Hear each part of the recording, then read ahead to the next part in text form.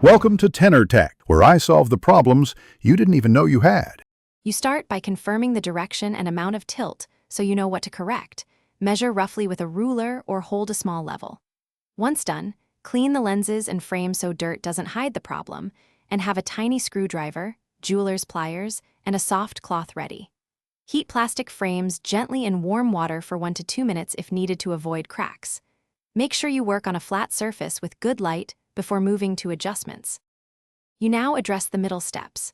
Start at the hinges and tighten or slightly loosen the temple screws in quarter-turn increments, testing fit after every change to avoid overcorrection.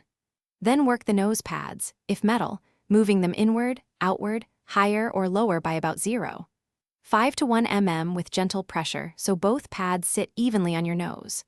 For plastic frames, warm them first and make slow, small bends to the temples or bridge. This reduces stress and prevents cracking while you even out the tilt.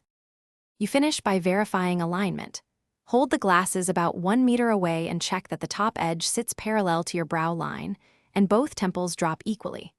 Once satisfied, snug each screw securely.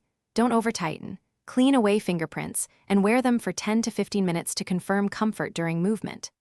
If the tilt returns or you notice frame stress lines, replace worn nose pads or consult an optician for professional reshaping. That single troubleshooting step often resolves stubborn, recurring tilt.